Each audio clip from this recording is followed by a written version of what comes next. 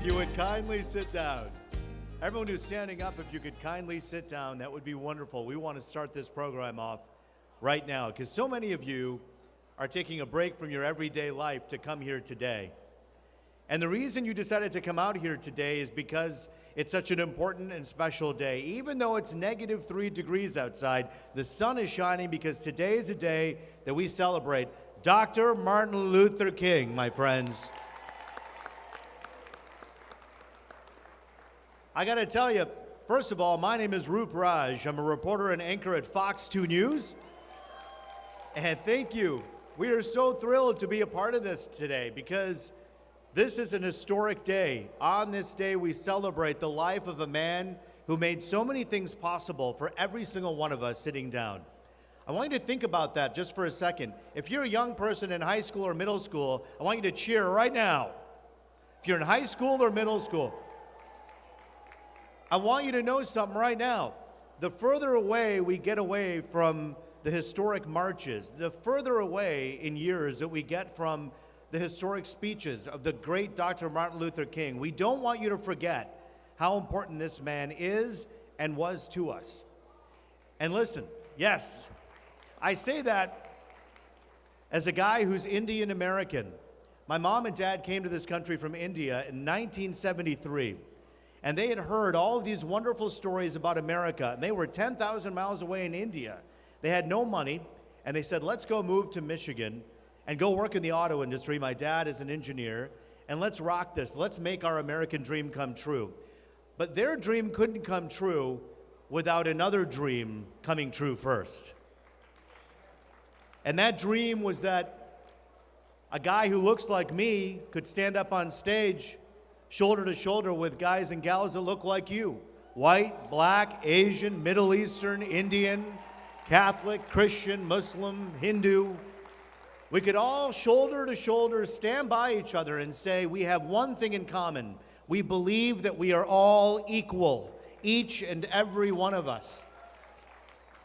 And in that belief was born the dream for so many people that continue to live that dream each and every day. And for all you high schoolers and middle schoolers out there, I want you to remember that this dream wasn't just dreamed up and thought of.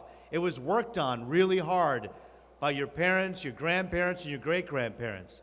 And so we celebrate that dream today, whether you're white, black, a woman, a man, regardless of where you come from, that dream is being celebrated today. And I think it's safe to say it feels really good to celebrate that dream here in Southfield, Michigan, right?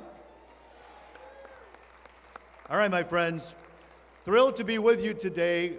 Without further ado, I wanted to tell you a little bit about this wonderful band that you had heard. Put your hands together for the band that you heard just a few minutes ago. The Bernie Middle School Jazz Band. Yeah, you can cheer louder for them if you like. They had the honor of opening several. They're here right now. And we also have the wonderful band that we heard earlier, the Levy Middle School Band, and then we heard them just a few minutes ago. So we'll learn more about Bernie in a moment, but the Levy Middle School Band is directed by Jeffrey Smith. And yes, you can cheer for Jeffrey. In 2018, the band students received 25 blue First Division medals and 8 red Second Division medals. That's a big deal. You know that, right? They're award-winning. They've gotten first place in so many different areas, including marching percussions, first place jazz band, first place marching band, first place dance team, and grand champions for week 6 of the music festival. The percussion and dance team also won first place each at Oak Park Battle of Dance Teams and Percussions on April 21st. This was the second year in a row that they won. If you were part of the Levy Middle School Band, where are you guys? Right over there. Everyone look over there and put your hands together for them once again, the Levy Middle School Band.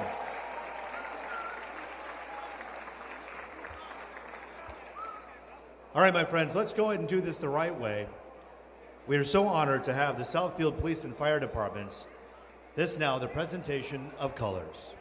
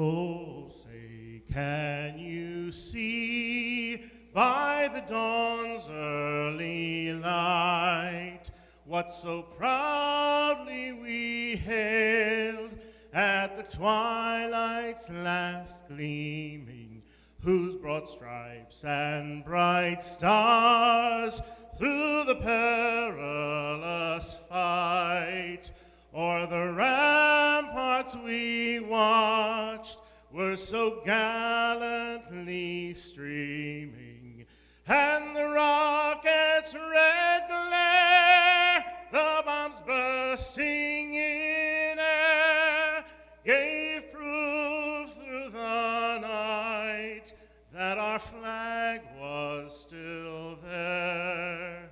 Oh, say, does that star-spangled banner yet wave o'er the land of the free and the home of the brave?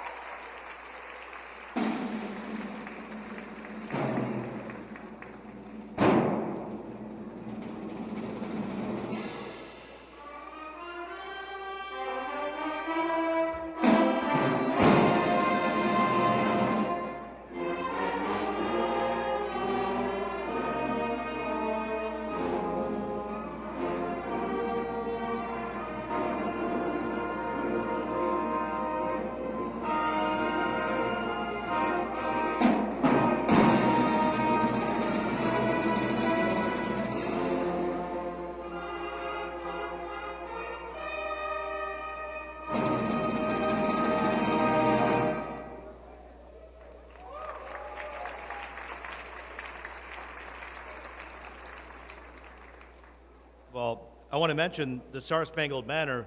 How beautiful was that, right? The man who sang it, David Propus from Congregation Shari Zadok, singing the Star-Spangled Banner.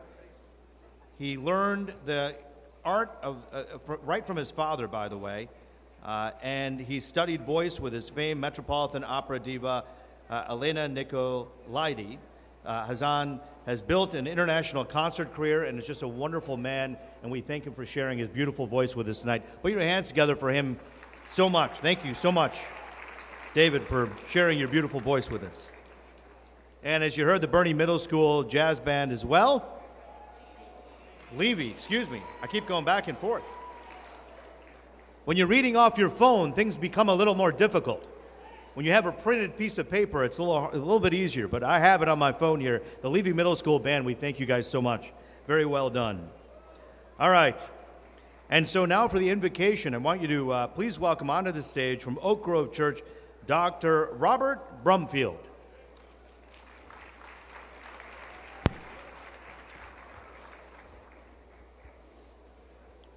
Let us pray.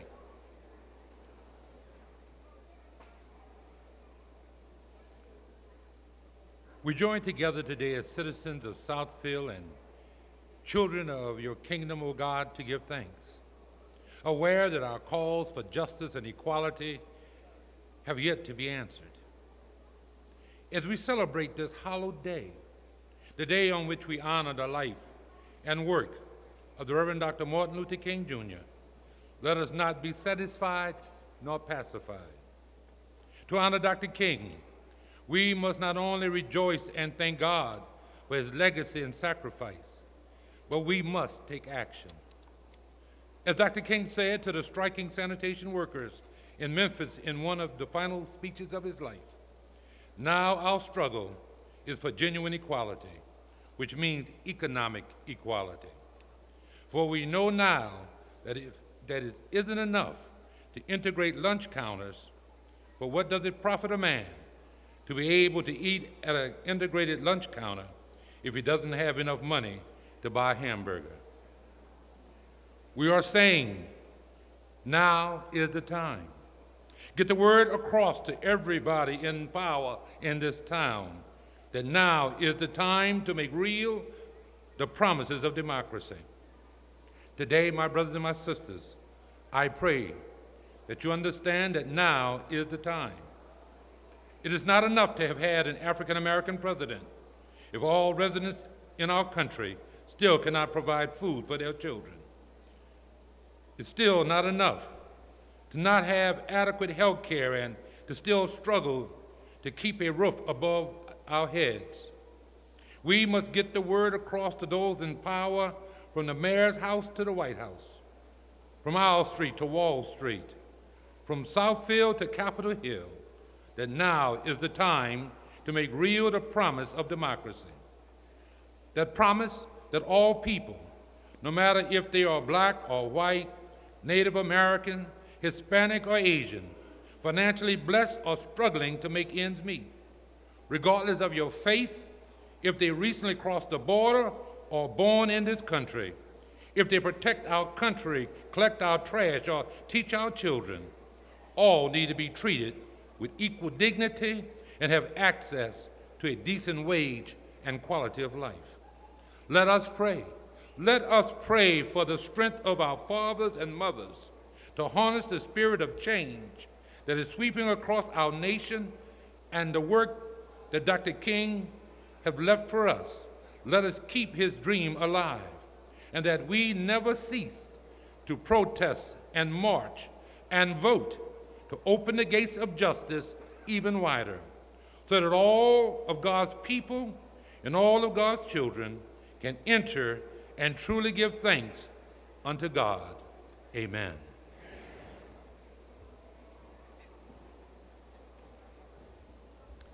Hey, my friends, we'd like to just remind everyone who's talking in the back, if we could just keep it quiet. This is really important that we honor this event the right way. And we know in Southfield and here in Metro Detroit, we understand how important it is to be quiet at certain times and let other people speak. And so if you're speaking right now, if you'd be kind enough to just keep it quiet for a few minutes, that'd be great.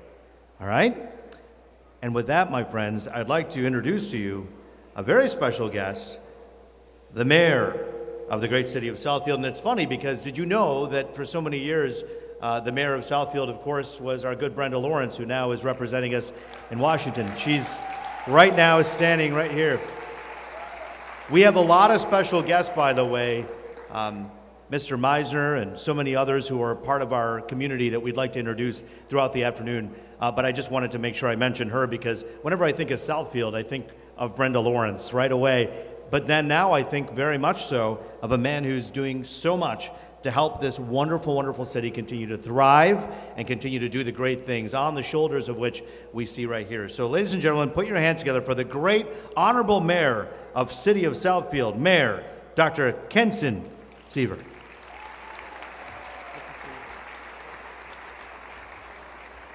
Good morning. Good morning. One more time, we can do it a little better. Good morning. Woo! All right. On behalf of the City Council, and I'd like you to stand, our City Council that are here, I think they're all here, and our elected officials, our clerk and treasurer, and any of our city administration, I bring you greetings on the 34th Annual Martin Luther King Peace Walk and Program. We are living in very unusual times. Something in my memory, I've never seen anything like this. Sadly, there are forces at work which are trying to turn back the clock on any number of things, including racial equality, women's rights, environmental protections, and those seeking the American dream. That is why we must act locally.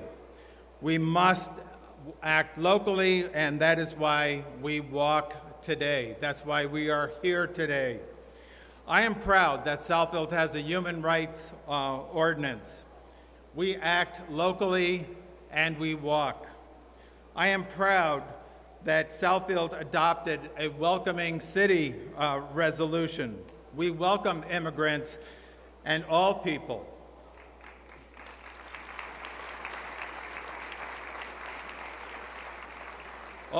We want people to realize the American dream. And again, that is why we act locally and we walk. I am proud that we adopted an ordinance honoring Indigenous people. Again, we act locally and we walk. I am proud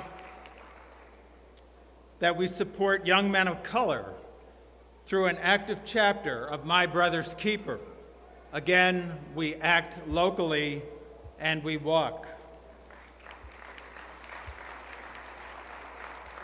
I am proud that the City Council adopted a resolution in support of the Paris Climate Accords and is doing what it can to reduce the consumption of energy as well as our carbon footprint. Again, we act locally and we walk.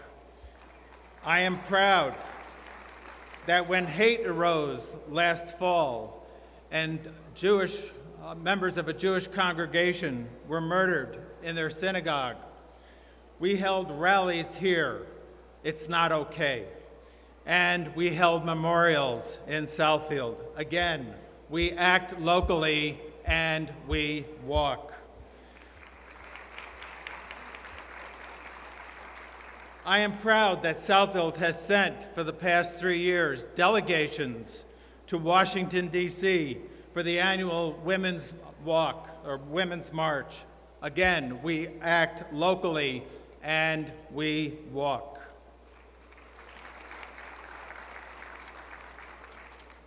I am proud that Southfield was represented in local and national events against gun violence, including the Walk for Our Lives. Again, we act locally and we walk. And I am thankful, extremely thankful, for the hundreds of volunteers who come, the Southfield residents who are volunteering in a myriad of ways in our community to help those in need and to make our community prosper and be better. And again, we act locally and we walk. Thank you all for braving the cold this morning. I'm pleased that the sun came out, but certainly walking at 0, I think is the first time in 34 years we've had it that chilly. But I thank you for being here today. It shows your commitment and that you're standing up for the core beliefs of Dr. Martin Luther King: peace, nonviolence, and brotherhood. We must continue to act locally and keep his dream alive. Thank you very much. Put your hands together for the mayor once again of the great city of Southfield. Some wonderful words. You know, the good thing about this mayor, he doesn't just speak it at the podium. I have seen him time and time again out in the community, literally pounding the pavement shoulder to shoulder with people like you and me, just everyday people who need something. He's been there for the fast food workers, one of the first times I saw him, and he hasn't stopped. I don't know, he's like the Energizer Bunny. Does not stop, and we think that that's wonderful. So thank you, Mr. Mayor, for that. You know, putting an event with 800 people together in -2-degree weather, trying to organize what this is and what this is becoming in front of us is really special. You can't do it alone, but it takes a really special leader. And this woman who asked me to MC this event and asked you to be here today, we'd like to really give her a warm welcome as she comes up on stage. It's such hard work. Ladies and gentlemen, put your hands together for the organizer of today's event, the one and only Deidre Hobbs.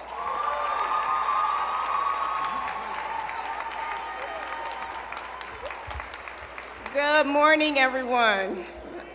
What a wonderful welcome. Well, as everyone has echoed, it is very chilly outside, and I hope that you all feel the warmth here inside of this room as we honor and celebrate Dr. King's legacy here. It is so great to see everyone here and everyone that's outside in the hallway there that should be inside this room as we, because we have a really good program here for you. So before I go further, I would like to introduce our president, Pat Haney, who is right here in the front.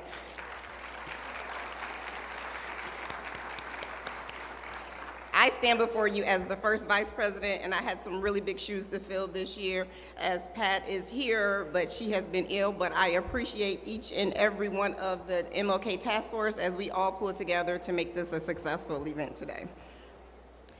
Also, I would be remiss if I did not acknowledge a woman sitting behind me, our founder, Barbara Talley. If you can please stand. Founder of MLK Task Force.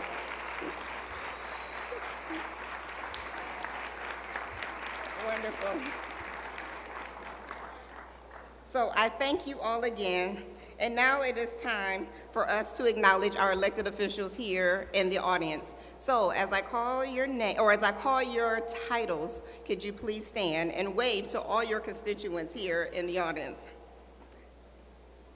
If you are here as a member of the school board here in South Florida or any of surrounding areas, will you please stand?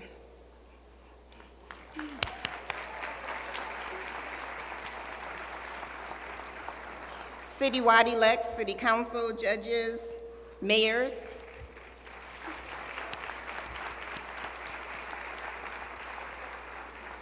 Countywide, do we have any countywide officials here? Oh, wonderful, yes.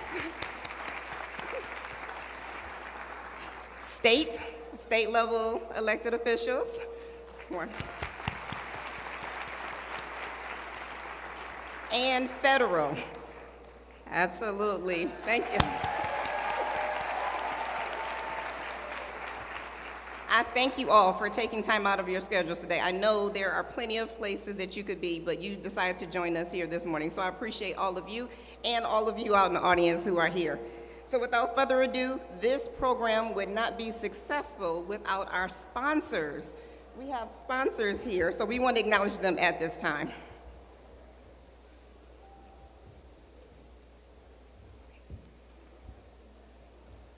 Okay, so our 34th MLK Martin Luther King Task Force would like to acknowledge the following. Eaton Corporation, if you could please stand.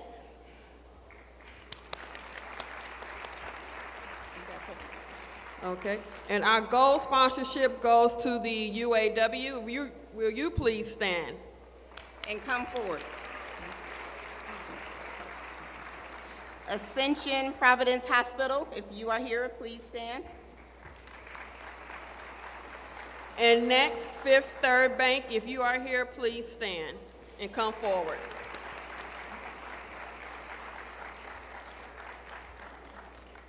We also would like to acknowledge sponsors for our Freedom Ride that we had earlier this summer.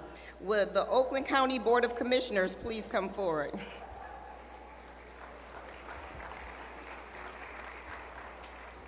Dr. Nancy Quarles, if you are in attendance, please come forward. DTE Energy. Planet Morgan, please come forward if you're in attendance. Moran, I'm sorry. Avis Ford. Eaton Corporation, please come forward if you're here. Mayor Ken Siver.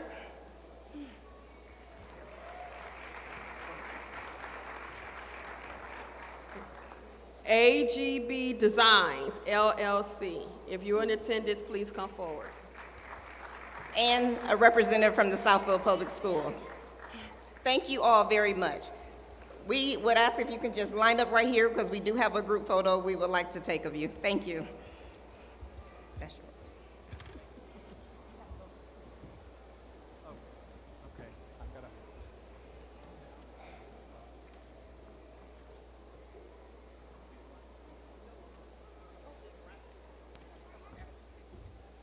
You can put your hands together for all the wonderful people here who have helped make this happen.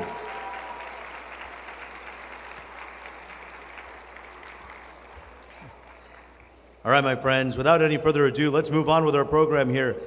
We want to recognize the Freedom Ride sponsors. And for that, we call a very special guest onto the stage, Roger Goolsby. Put your hands together for Roger, ladies and gentlemen.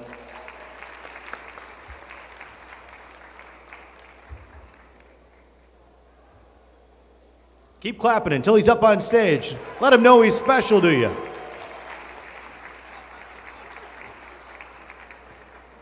Thank you. Good evening, everyone, or good morning. I know you've warmed up by now, but I am Roger Goolsby, and I am the MLK Youth Leadership Director. In the summer of 2018, the MLK Task Force sponsored its second Freedom Ride. The middle and high school students who attended this ride were treated to quite an educational and emotional experience. The details are in your book. If you take a look into your program books, you'll read more about it. So the task force would like to recognize those patrons and sponsors with a small token of appreciation, which can be picked up at the MLK education table. And those sponsors are D. Augusta Straker Bar Association, New Metropolitan Detroit, NANBPWC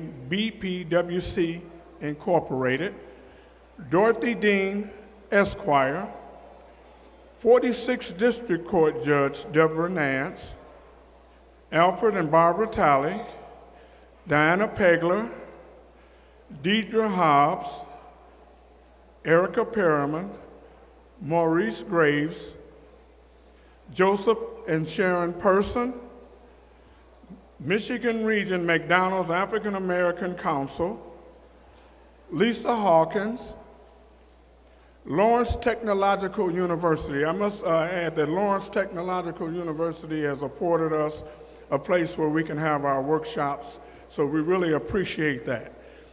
Michael Mannion, who has worked tirelessly with the task force. Thank you. And one last item. In 2018, the task force also created a youth leadership program, and is a subcommittee of the Education Committee. We've already conducted 2 workshops, both at Lawrence Tech, dealing with nonviolence. And the focus is just that, nonviolence, and it caters to middle and high school students. In the near future, I think it's April 13th, we're going to have the King Center conduct Nonviolence 365 also at Lawrence Tech. There's a sign-up sheet over at the table, so any parent that has a student, they can sign up, middle and high school students only. I wish in the future we're going to accommodate adults also, because there's a need for this type of training. You can find all of that at the education table. And on behalf of the Education Committee, thanks for all of you and your support.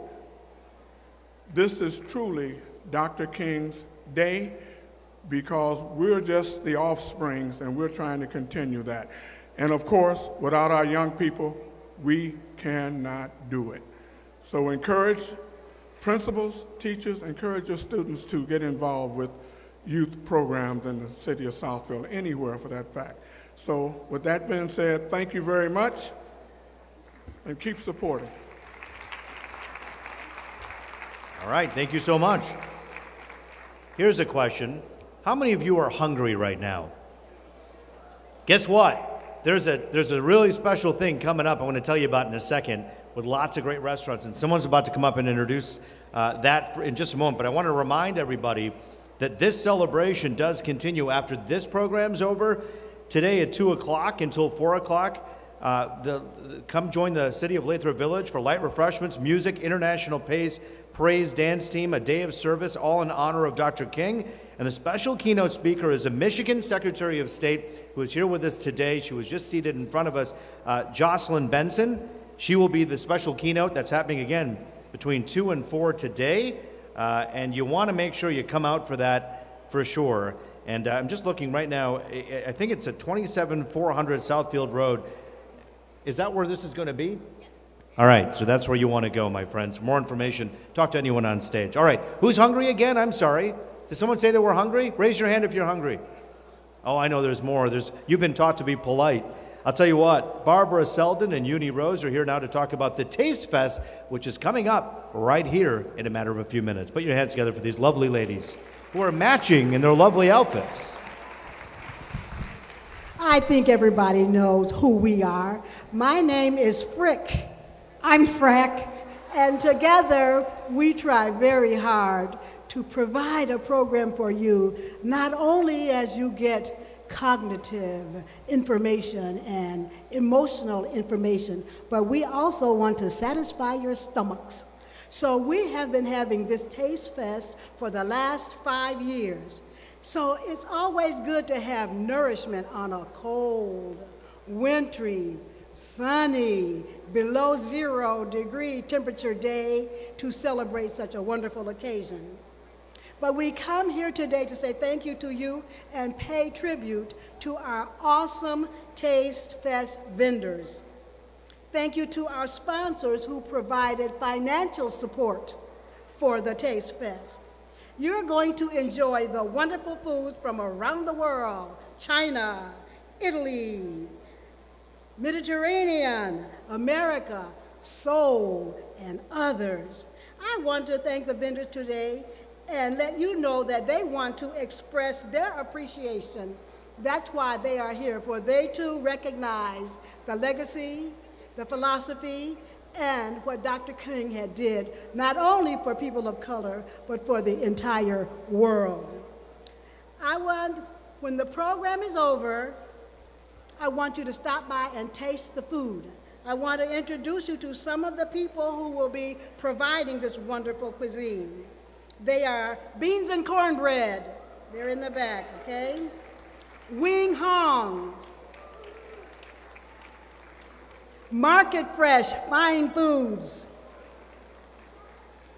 CK Mediterranean. And our Westin Hotel not only supplied finances, but they made that wonderful Caesar and garden salad for those who don't eat meat and et cetera to enjoy. And for our youth, we always have Little Caesars, who always brings food for us. Now, I hope I didn't miss anybody, but I also would like to thank the Deltas. They bring our water, the Omegas, who bring our hot chocolate, McDonald's, who bring our coffee and sundries. I'd like to say thank you to Sarah Chevrolet, Sam's Shoe Service, and this is a hard one, the Metropolitan Detroit Club of the National Association of Negro Business and Professional Women's Clubs Incorporated. I hope I said it right. They provide our financial donation, and they're the ones in the shirts walking around with the back that says Taste Fest. They come every year to serve for us. I want to now turn the mic over to Frack, who has a few things to say. Thank you. I just wanted to say, in my culture, you never have any event, no matter what it is, without food. So I think you're all Jewish. That's it. You have to be Jewish. But I really wanted to say, why are you laughing? Excuse me? But, you know, this is such a special event. It's been happening here for such a long time. And to have the food after you have really been rigorously walking in that freezing weather, thank you to all of these folks. And everybody here, make sure when you go out to eat, you choose one of our vendors and tell them why you are coming to their place. Say thank you as we thank them. And I thank you. And each of the vendors will receive a collector's item, which is a lucite plaque. And I understand at many of the stores, they are now collecting them and displaying them for everyone to see. I forgot to mention Fuddruckers. We won't forget them because they come every year. Thank you so much.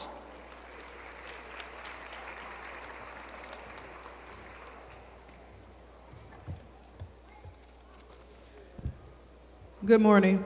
My name is Sharita Watson. I am the chairperson of the Youth Service Awards.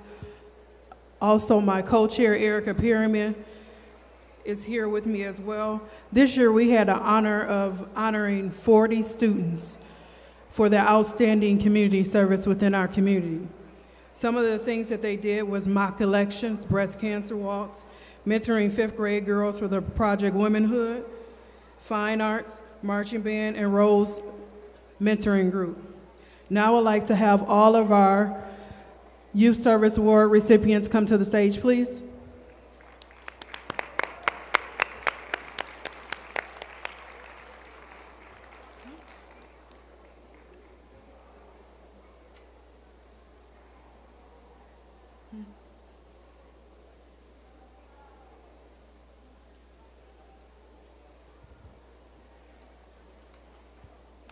Let's give them a round of applause, please, for their community service.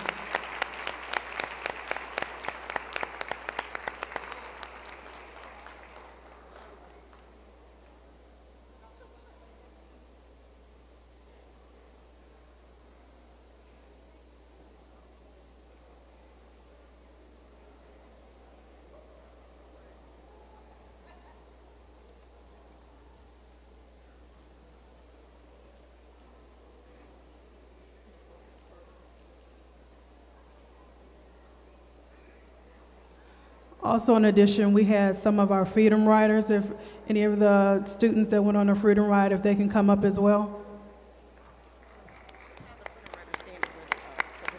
Okay.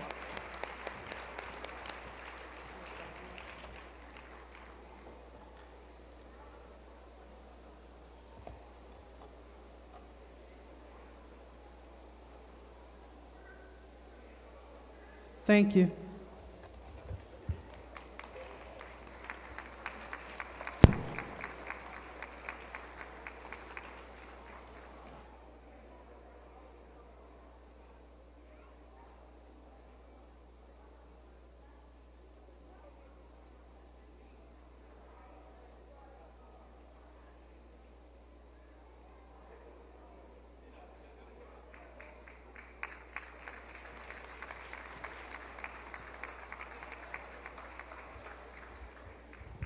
Hello, everyone.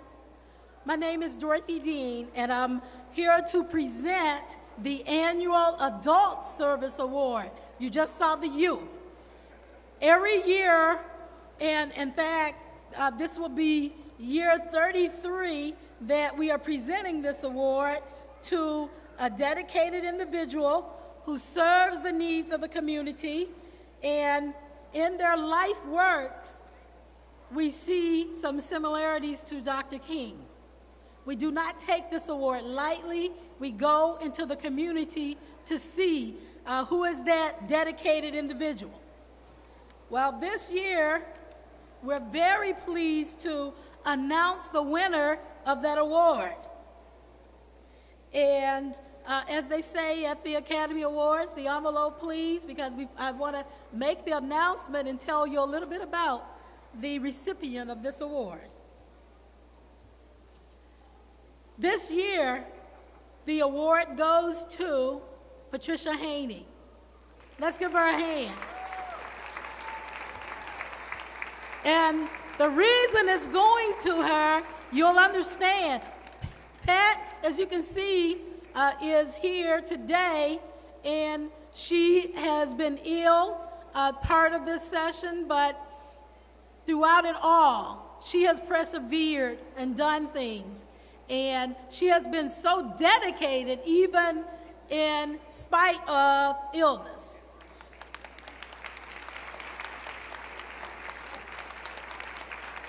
Let's give her a hand.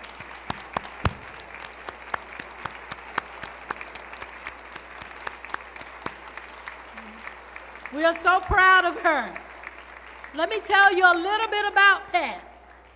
Pat holds a bachelor's degree in education, a master's degree in counseling from Michigan State University.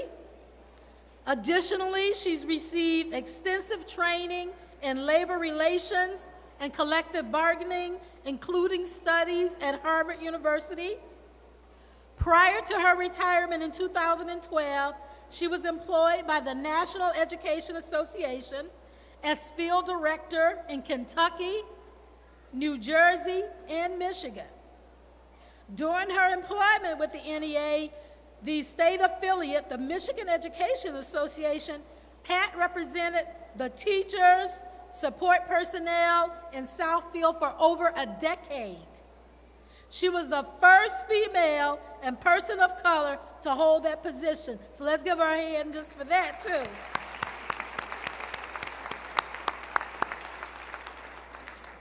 So as you can imagine, she embodies the qualities that the Service Award is all about. She has a volunteer record that is remarkable in length, and she has brought to us her dedication to guiding and mentoring people in organizations.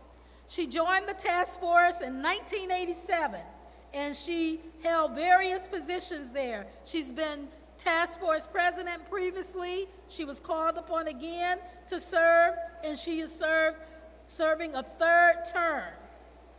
So Pat is the person who introduced to us the 2017 Freedom Ride. And that Freedom Ride was for middle and high school students. It was a 7-day venture that was quite well attended and enjoyed. In fact, both Pat and I went on that venture. We went to the Historical Civil Rights Museum in South Washington in DC. We went on to the Lorraine Motel in Memphis, and we went to the Muhammad Ali Museum, among other places, and we had over 30 students at that first Freedom Ride. And in 2018, we had the second Freedom Ride. I could go on and on, but I know that you want to get to that taste fest that we've heard so much about. Suffice it to say that Pat Haney is very deserving of this award, and we are so pleased and so proud to present her with the Dr. Martin Luther King Jr. Community Service Award. It's presented to Pat Haney for recognition in striving to keep the dream alive. Let's give a round of applause for Pat Haney as I present her with this award.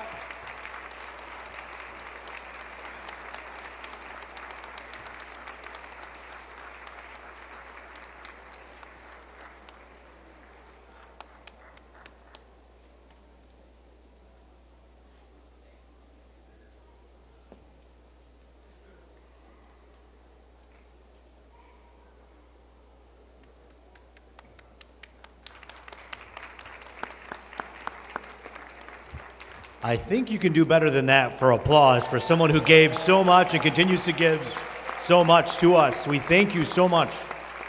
We are honored to be with you here today.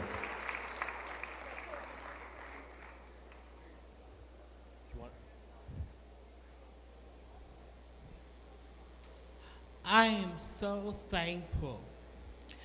I want to thank the task force and the Adult Service Award Committee for giving me this honor. I want to also thank the task force for putting on this beautiful program and for all the work that they've done throughout the year. I am so proud of this organization, and I have been proud to be its president. For over 30 years, I served communities by trying to improve the working conditions of teachers and school employees, because I truly believe by improving their conditions, I would improve the learning conditions of children.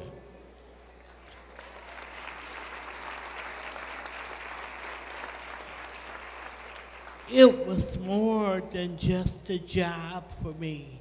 It was a mission.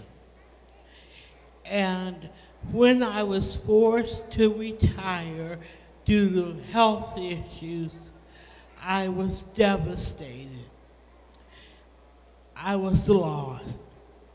But I had a wonderful doctor to help me understand that I could still be of value and service to my community.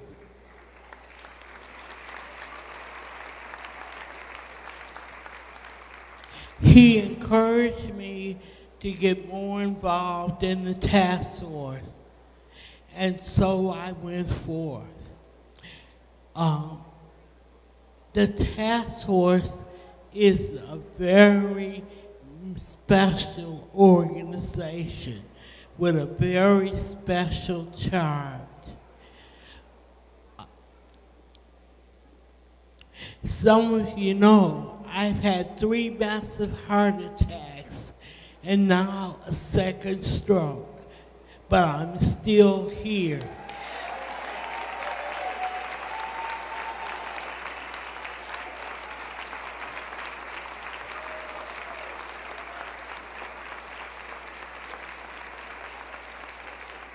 You know, everyone tells me that God isn't through with me yet. And I believe what he has for me to do lies somewhere in the task force. Helping to keep Dr. King's dream alive and pass his legacy on to the next generation. I thank you so, so very much. And please pray for me so I can come back and do the work that he's called me to do. Thank you. So now you see why she was selected. Let's give her a hand.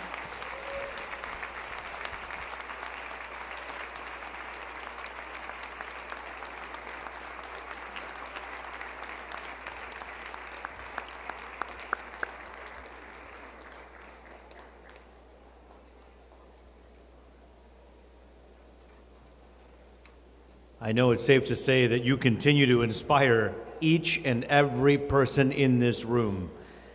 And your strength and what you've done and what you continue to do is amazing. Thank you, thank you, thank you. What a special day to have you with us here today to honor this great day and this program.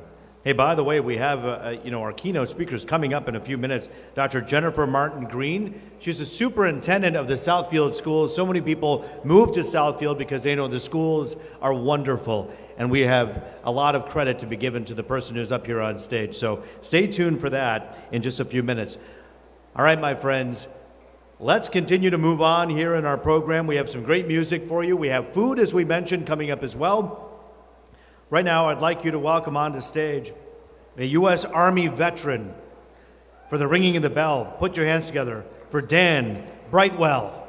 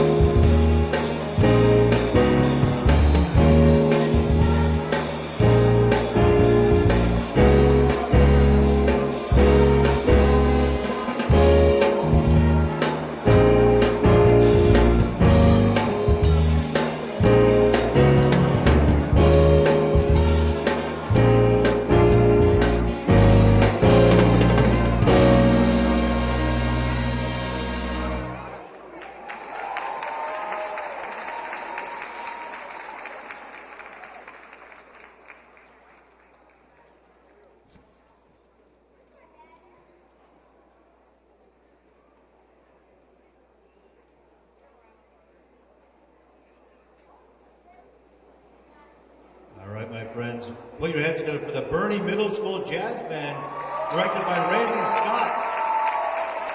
The Bernie Middle School Jazz Band has had the honor of opening several sold-out concerts over the past several years for artists like Grammy Award winners.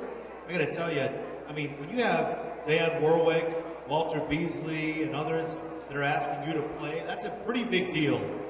They have continued to come in first place on national competitions in Ohio for the past 19 years and have defeated as many as 15 high schools at each competition. Consisting of 7th and 8th grade students, the Bernie Jazz Band has already begun to master the art of improv. In fact, each of the soloists that you hear will be making up their own solos while standing at the microphone. Ladies and gentlemen, put your hands together for the Bernie Middle School Jazz Band, directed by Randy Scott. You guys are awesome, each and every one of you. Thank you. All right, my friends. Ready for a little culture? We have a dance troupe known as Nadanta. They're up here right now, coming up in a minute. It's classical fusion artistry dance group. The founder and the director is Chala Thakur. We want to say a warm Martin Luther King Jr. welcome to them, my friends.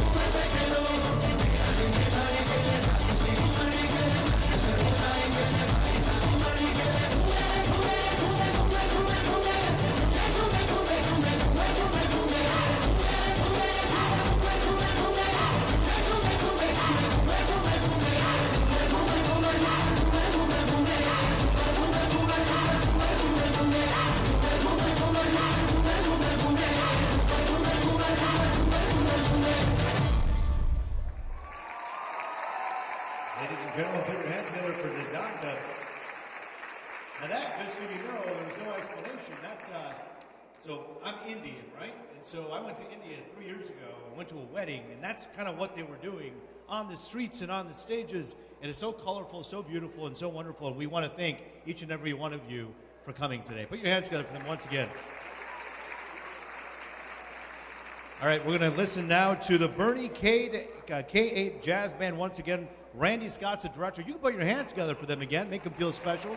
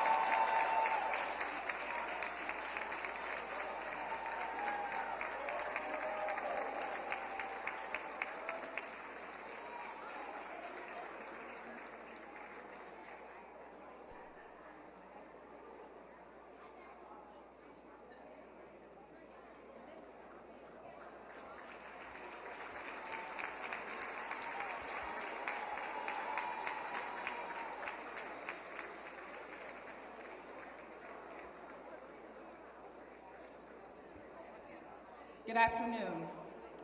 My name is Robin Dillard Rusaw, and I am one of the advisory board members for the Dr. Martin Luther King Task Force, and I'm pleased to introduce our keynote speaker for today. Dr. Jennifer Martin Green has 23 years of experience in public education. She earned her doctorate degree in educational leadership from Michigan State University and a master's in educational leadership from Wayne State University. She has served as a teacher, curriculum coordinator, assistant principal, and assistant superintendent of academics in school districts including Detroit, Oak Park, and Ypsilanti. For the past 5 years as the executive director of innovation and instruction with Westwood Community School District in Dearborn Heights, Dr. Martin Green led the implementation of a successful high school transformation redesign plan, increased the comprehensive high school graduation rate by 20%, and reduced dropout rate by 16%. She also created a college-going culture, resulting in $1.5 million of scholarships and financial aid, and established a partnership with the University of Michigan Dearborn, resulting in $1.25 million for the Upward Bound Math and Science program. Dr. Martin Green is excited to take on the role of superintendent and says one of her first duties will be fostering relational trust with all stakeholders. I quote from her own words, "She is committed to providing all students with an exceptional education learning experience." Please join me in welcoming Dr. Jennifer Martin Green.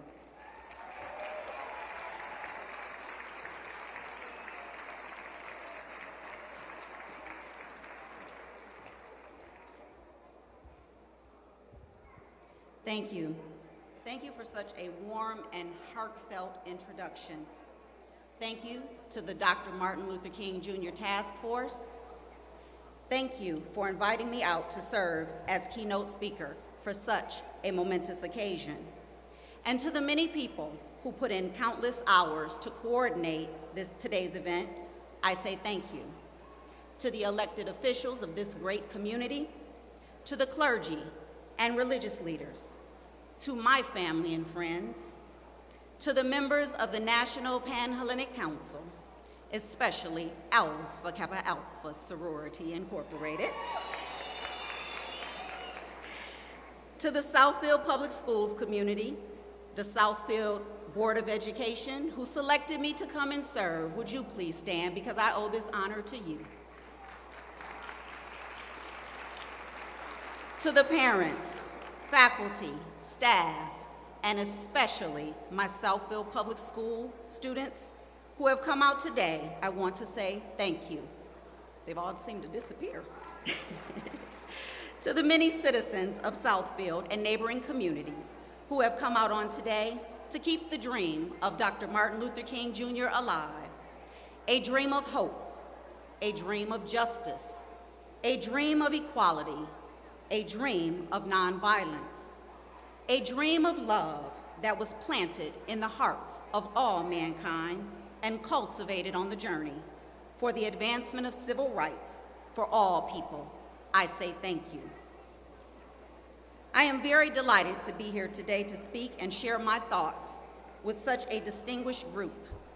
But before I do, I would like to take a moment to address the elephant in the room, metaphorically speaking, of course, and to no disrespect of my sisters of Delta Sigma Theta Sorority Incorporated. For those of you who may not know me and may be wondering my ethnicity, I say to you, I am a Black woman, and I stand before you today as your keynote speaker, unbowed, unbent, unbroken, and unapologetic in my personal and professional quest to keep Dr. King's dream alive. I am here today to tell you that by the very nature of being here, it is our diversity that makes up America. Today, I want to bring to your attention a topic, a concept, an observation that is not mine alone, but one that addresses the reflection that we all see in the mirror each day. Understand that that reflection is you. It's me. It's our loved ones that have passed away. It's our loved ones yet to come. That topic, that concept, that observation is humbling, yet strong, simple, yet complex, ancient, yet contemporary. That topic, that concept, that observation is diversity is America's DNA. Whereas diversity is defined as the state of being diverse, a range of different things. DNA is defined as a blueprint or recipe for a living thing. You see, the one thing about DNA that is not readily discussed is that DNA cannot identify race. Now, for those of you that want to Google it and make sure that's true, it is definitely a fact. Did you hear me, Southfield?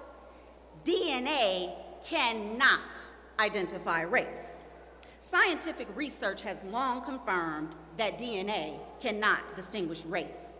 It can distinguish the proximity of the origin, of your ancestral birth. It can distinguish your kinship to another family member. It can distinguish X and Y chromosomes. It can determine our appearance and characteristics, but it cannot distinguish race. On October 26, 1967, Dr. Martin Luther King Jr. addressed a body of students and stakeholders assembled at the Barrett Junior High School in Philadelphia, where he delivered his speech titled, "What's Your Life's Blueprint?" It was in this less popular, but also powerful speech that a spark was lit and a gentle breeze began to fan the fires of revolutionary change that is upon us today. An ancient poet once said, "Great storms are often announced by a gentle breeze, and a single spark can ignite the flames of revolutionary change." All across America, people of all race, creeds, colors, and religions are taking a knee or locking arms in solidarity. Most importantly, they are marching across America in protest against unbridled brutality that criminalizes our young men of color and allows them to be shot down in the streets. Yes, Black lives matter. All lives matter. Women all over America are standing up and speaking out against the misogynistic behavior exhibited by men of inflated self-worth and low moral character. In the #MeToo movement, our women are demanding justice. Yes, their human dignity matters. All human dignity matters. Our LGBTQ community are denied the right to use public restrooms, experience violence at disproportionately high rates, especially those of color, experience higher unemployment rates, and are most likely to earn less annually and have difficulty accessing health care and obtaining insurance. Their decency matters. All decency matters. Public education is underfunded, and poor children are still receiving an inadequate education in not just large urban cities, but small rural and suburban cities across America. Their place in the future of America matters. The Great Lakes of Michigan is home to the largest body of fresh water in the entire planet, yet the residents in our neighboring city to the north, Flint, are subjugated to drinking bottled water because of a political experiment to reduce governmental expenditures gone wrong. Their basic human needs matter. All basic human needs matter. On January 3rd, 2019, America's most diverse Congress ever, the 116th Congress, was convened. Sworn in were 35 women, 13 of whom were non-white, and 8 non-white men. Overall, the new Congress will reach a record for the most women, at least 124 in the House and Senate combined.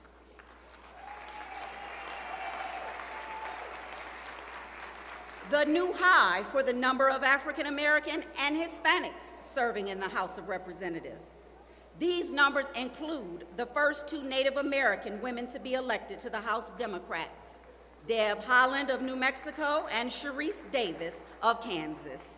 The first 2 Muslim American women, Ilan Omar of Minnesota, a Somalian American, and Rashida Tlaib, here from Michigan, a Palestinian American.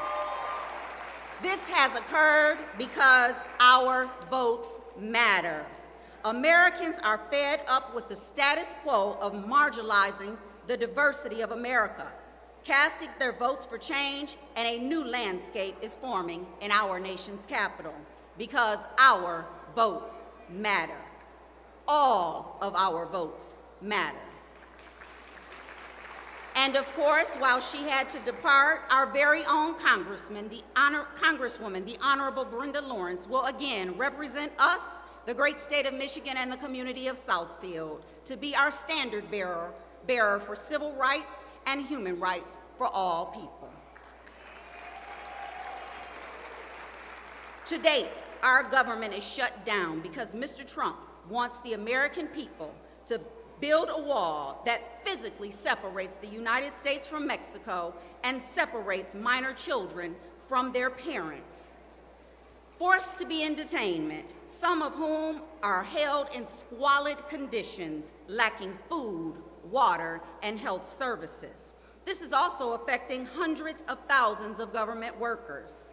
This shutdown is all due to Mr. Trump requesting $5.7 billion in new federal legislation before the previous spending expired on December 21st of 18, and the Democrats said no.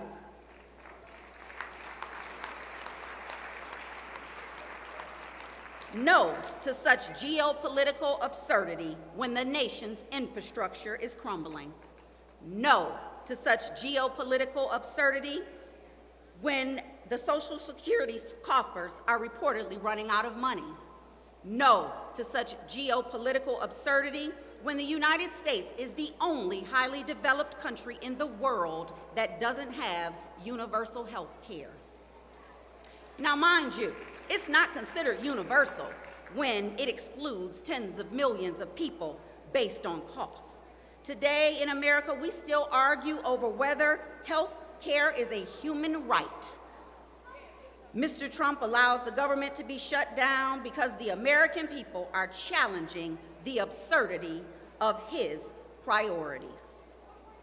Let me share with you what Dr. King said about walls in 1964 when he visited Berlin. And I quote, "For here, on either side of the wall, are God's children, and no man-made barrier can obliterate that fact."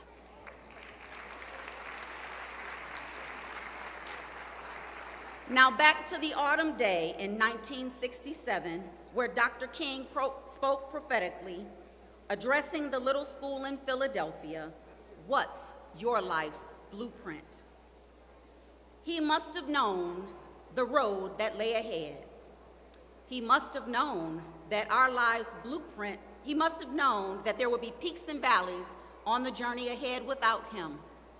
He must have known that our life's blueprint would require us to dig deep within the recesses of our soul and find the internal leadership within our own convictions and stand up to the injustice and inhumanity of man.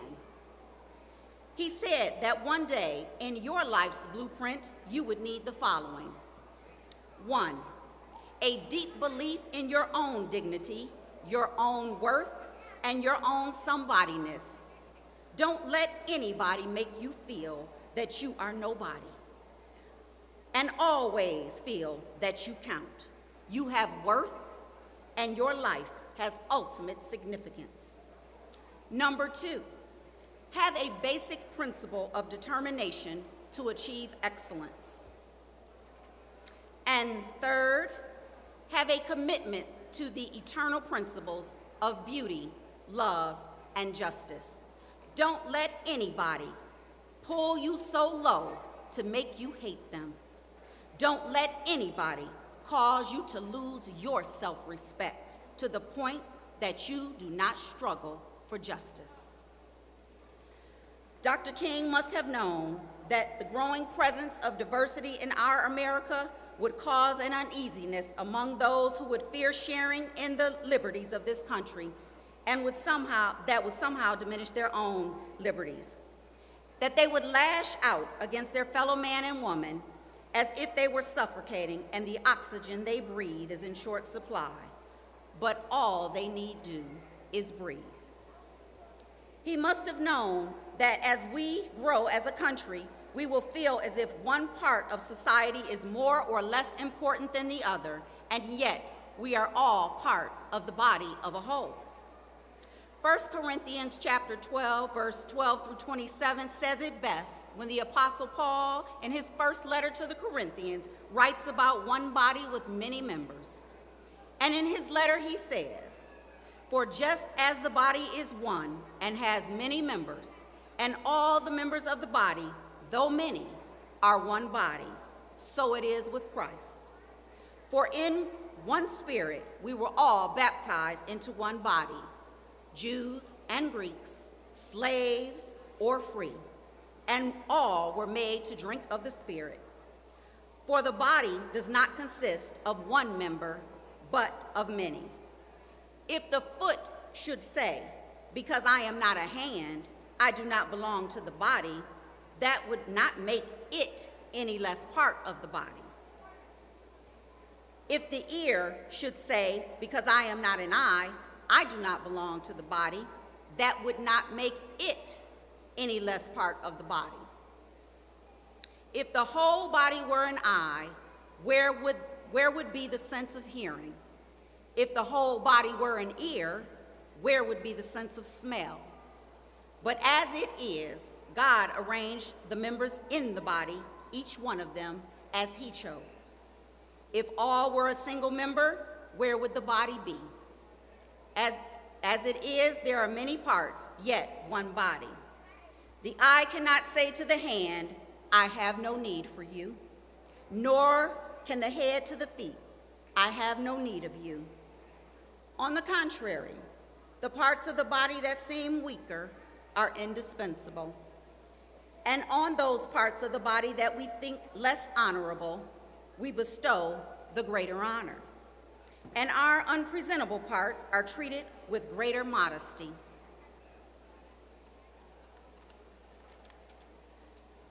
Which our more presentable parts do not require. But God has so composed the body, giving greater honor to the part that lacked it, and there may be no division in the body, but that the members may have the same care for one another. If one member suffers, all suffer together. If one member is honored, all rejoice together. Now you are the body of Christ, and individually members of it.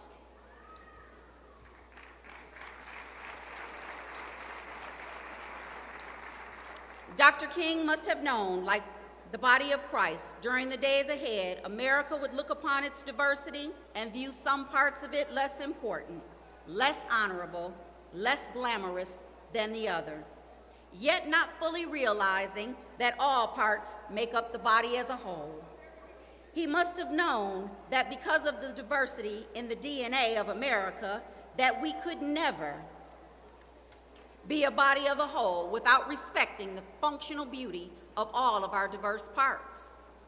From the indigenous people who first inhabited this land, from the east coast of the mighty Atlantic to the west coast of the great Pacific, from the arid plains of the equator to the frozen tundra of the north. Different looking, different sounding, different worshiping, diverse people made up the body of the whole of this country. Europeans who colonized America in the 13th century did so to establish political control over it. That is the very definition of colonization. Yet, in retrospect, they were simply adding to the already beautiful tapestry of this diverse continent. A tapestry that included not only the English, the French, and Spanish, but the Swedish, the German, and the Dutch, just to name a few. And with them they brought from the cradle of civilization in chains a people from the many tribes of Africa to build the infrastructure of our then agricultural economy. Later, America would again add to its rich tapestry from the island Pacific Rim, China, Japan, the Middle East, and India. You see, variety, diversity, has always been the many parts that make up the body of the whole of this country. This is what America is made of. This is America's DNA.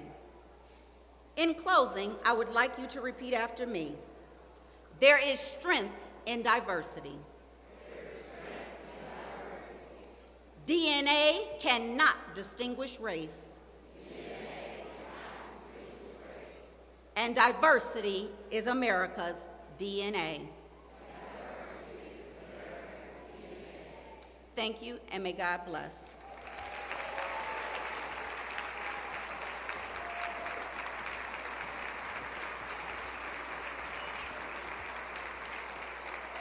Put your hands together for Dr. Jennifer Martin Green. Thank you so much for everything that you do, your thoughts. And by the way, the fact that you lead a school district that continues to make this community proud. I mean, how many people who have children in Southfield are proud to say that their kids go to your school? So there's a lot of credit to be given to this wonderful woman. My friends, I want to say thank you for having me. We have one more closing remark and a benediction before we leave, but I wanted to say on behalf of all of us at Fox 2, thank you so much. How many of you like good news? You like good news? I got some good news for you. I want to mention something. If you haven't given us a shot, we started a new show at 6:30 p.m. Monday through Thursday. There is not one crime story, not one court story, not one negative story. The entire half hour talks about the good people in our community who are doing great things, ordinary people doing extraordinary things, and wonderful people just like you, and the struggles you may be going through, but the solutions that are out there. 6:30 p.m. Monday through Thursday. Give us a shot. And in the meantime, I want to say, Dr. Martin Luther King had a dream, and despite anyone who thinks they can trample on that dream, the dream's too powerful. The dream is too strong. The dream is too real.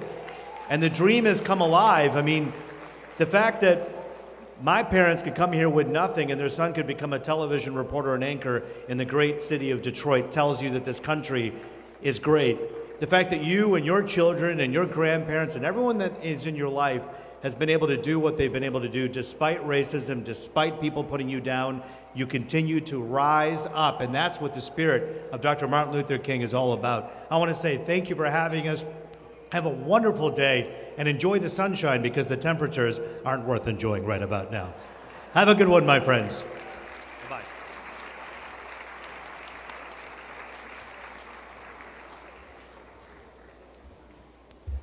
We have one other item to take care of today. You know, this is Patricia Haney's day. Unbeknownst, the city's Total Living Commission, headed by Veronica Leonard.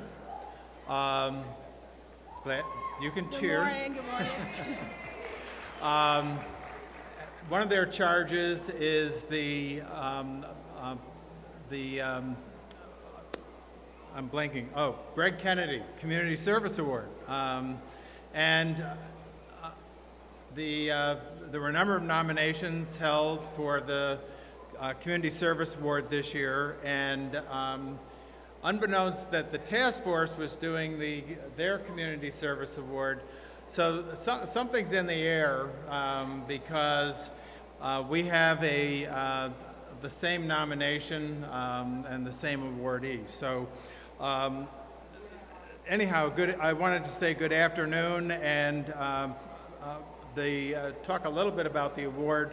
The prestigious Greg Kennedy Community Service Award was originally established in 1999 to honor the legacy of community activist Greg Kennedy by encouraging other residents to engage in public service. Greg Kennedy was one of Southfield's first residents who demonstrated a commitment to his city throughout his lifetime. The Greg Kennedy Community Service Award is intended to recognize and encourage volunteerism in the city of Southfield, raise public awareness of the many areas within the city that benefit from volunteer commitment, and to recognize unsung heroes who represent the characteristics of the late Greg Kennedy and his commitment to Southfield and its residents. Veronica? Good morning. I'm Veronica Leonard. I'm chairperson of the Total Living Commission. The Greg Kennedy Service Award is not just an award that is, I preside over the award, but there are other members of the Total Living Commission who are in attendance today. So if you are part of the Total Living Commission, can you please stand and be acknowledged?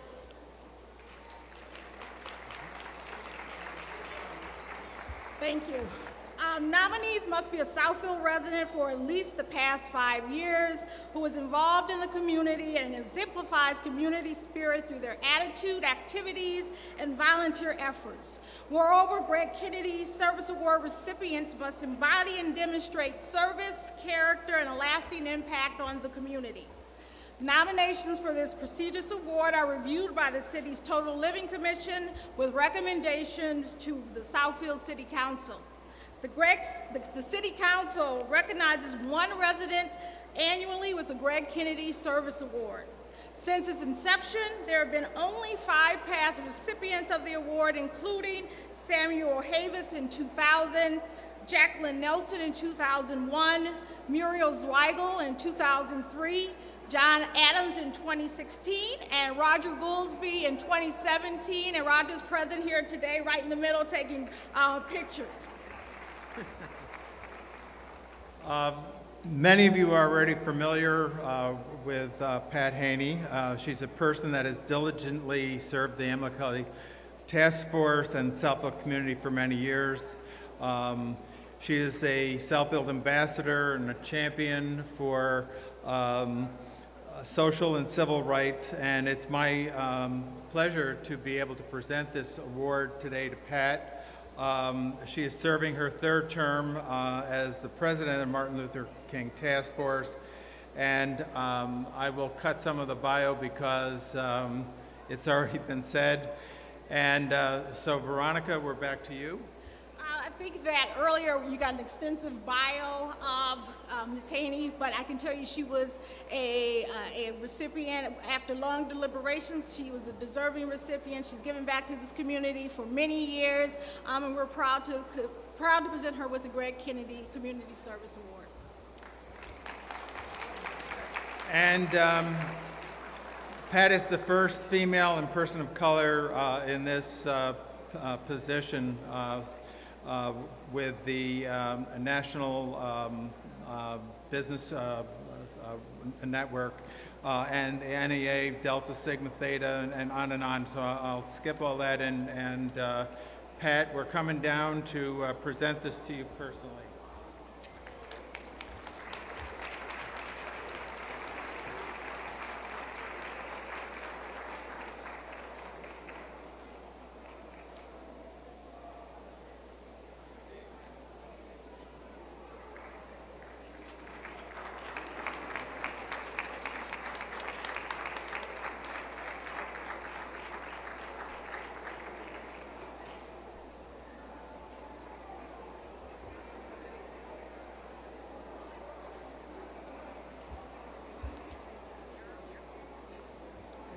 Okay, so in closing, again, we would like to thank the keynote speaker for joining us this afternoon for this wonderful program.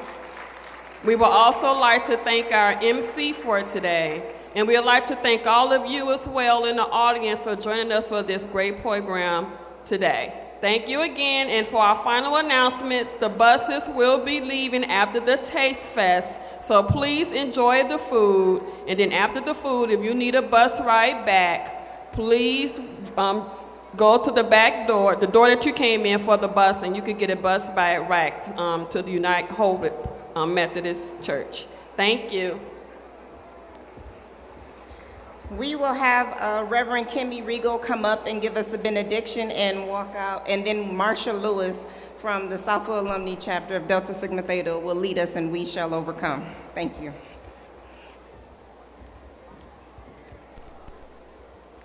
I bring you the words of the Reverend Dr. Catherine Henderson, President of Auburn Seminary. May we take a moment now and join our hearts and minds in the spirit of prayer. Divine One, infinite love, known to us by many names. Today we remember the Reverend Dr. Martin Luther King Jr., whose prophetic journey continues to mark our days, inspire our hearts, and guide our feet.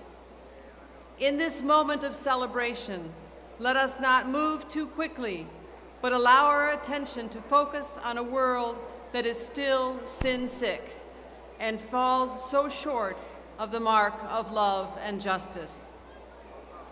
Before we move on, allow our hearts to be broken open with the sorrow and pain of the child who walks with hunger in the night.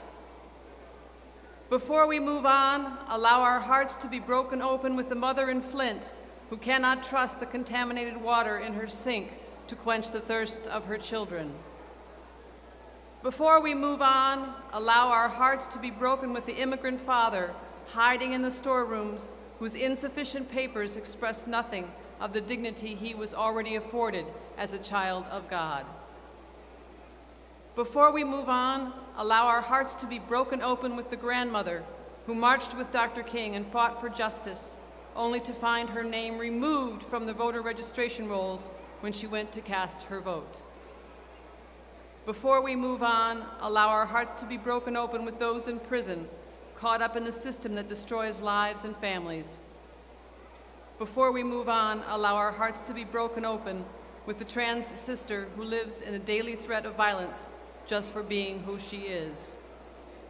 Before we move on, help us sit with one another for as long as it takes to share our broken hearts, to acknowledge the magnitude of pain of injustice, and to confess how far we are from the vision of creation. Before we move on, hollow us out with sorrow. Let our tears freely flow so there will be room enough for hope to grow again. Oh God, just as you inspired Dr. King to not let sorrow have the last word, so move us forward. Move us forward to recognize your face in the human faces of all who struggle for dignity and liberation. Move us forward to challenge injustice, resist and repair, march and vote, disrupt and wake up. Move us forward to stand for just legislation structures that support the many and not just the few. Move us forward to experience fierce joy, dance and laughter, the wild and the holy, that no one can take from us. Move us forward to create the future of America, where difference is celebrated, abundance is shared, people are hopeful, working together for a future better than today. Move us forward as beloved community, caught in inescapable network of mutuality, bound in a single garment of destiny. May it be so. Amen.